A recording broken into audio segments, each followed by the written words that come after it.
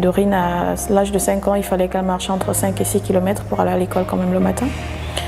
Et puis, grâce à ma mère et grâce à mon entourage, j'ai quand même pu avoir un parcours scolaire exemplaire.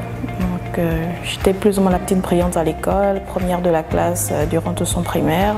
On va dire, j'ai fait le CM1 et le CM2 en une année. Et j'ai eu mon bac à 17 ans. Pourtant, j'étais déjà ce qu'on appelle teenager mom. Mais ça, c'était grâce à l'aide de ma mère. Donc, ce sont des choses dont j'aime pas trop parler. C'est la première fois, en fait. Alors, quels souvenirs ça fait remonter? Des souvenirs de... Bon, quand on part de... Parfois, à midi, tu as 6 ans, 7 ans, tu marches 5 km pour aller à l'école, 5 km pour revenir à midi. Parfois, à midi, il n'y a rien à manger. Et tu dois remarcher 5 km. Il faut arriver à l'école avant 15h parce que si tu arrives à 15h05, le maître, comme on appelle l'instituteur, tu te manges une bastille, on va dire. Et arriver le soir à 18h, et maman elle a quand même fait un miracle pour que vous puissiez avoir de quoi manger. Donc ce qui me restait à faire, c'était être la meilleure.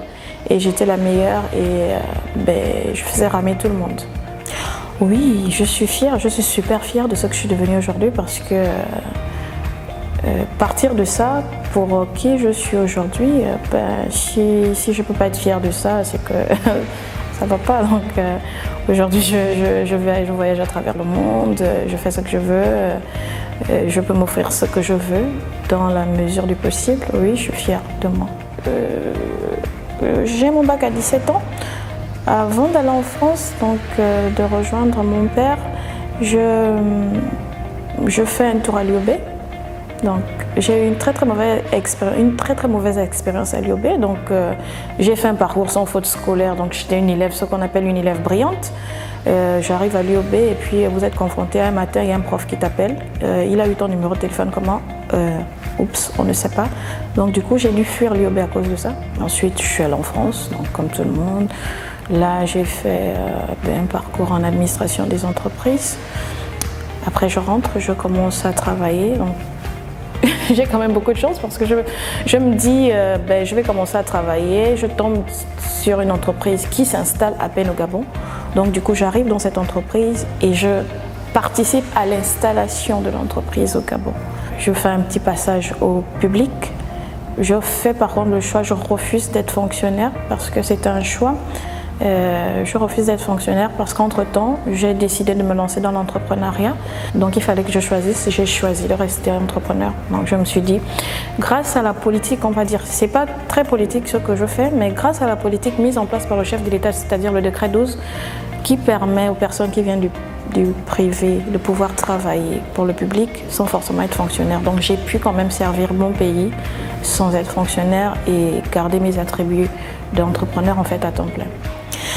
Un entrepreneur, pour moi, c'est quelqu'un qui est capable de pouvoir créer des richesses, pouvoir créer de l'emploi et pouvoir contribuer au développement de son pays. En fait, pour moi, c'est ça l'entrepreneuriat.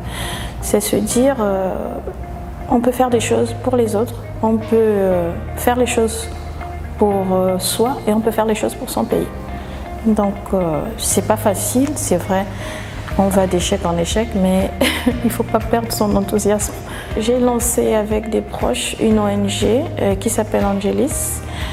Nous travaillons essentiellement avec les jeunes filles. Donc nous encourageons les jeunes filles à rester à l'école, à finir leurs études. On travaille également sur les questions de maladies sexuellement transmissibles, des grossesses précoces, de VIH. Et aujourd'hui, on a un programme phare qui s'appelle Like Her. En traduction, ça donne comme elle.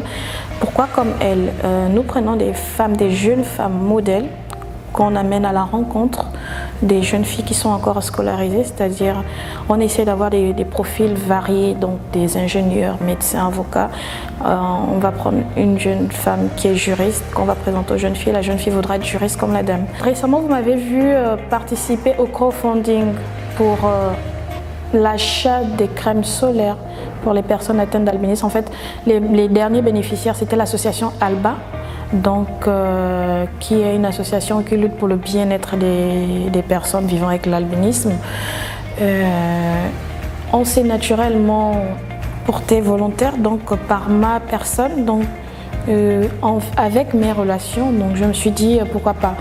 Et on a participé au crowdfunding. D'ailleurs, je suis super fière parce que de moi-même, j'ai quand même pu lever plus des 2/3 de l'argent qu'on voulait. Avec des amis, nous avons lancé un magazine qui s'appelle Inorumi. Nous traitons essentiellement de l'entrepreneuriat, on fait de la promotion du pays, donc on fait beaucoup plus dans la promotion et la valorisation des initiatives, qu'elles soient privées ou publiques du pays.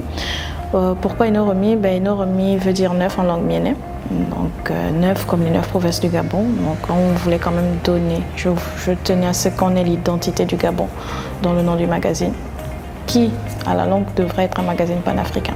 Aujourd'hui, nous sommes en train déjà de clôturer le 5e numéro parce que le projet il part de 2014. Donc 2014, j'avais déjà toutes les autorisations, toute la création administrative elle a été faite, mais pour des raisons peut-être pas de bonne stratégie ou peut-être il y avait des équipes qui n'étaient pas peut-être là.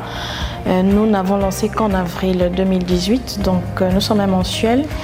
Le conseil que je donnerais à la jeunesse gabonaise, parce que bon, il n'y a pas que les jeunes filles, est lorsqu'on veut, on peut dans la vie, on peut partir de rien et se frayer un chemin dans la vie, mais il faut de la volonté, il faut beaucoup d'abnégation, il faut surtout avoir la force de travail, parce qu'en fait on n'obtient rien dans la vie sans travailler. On n'obtient rien dans la vie gratuitement. Quand bien même on serait héritier ou quoi, vous avez le droit de travailler pour conserver ce que vous avez hérité. C'est important. C'est important d'avoir de l'éducation. C'est important de croire à ses rêves. C'est important de faire ce qu'on veut faire quand on a envie de le faire et de se donner les moyens de bien s'entourer. Et puis, pour moi, c'est important de mettre Dieu au cœur de ce qu'on fait.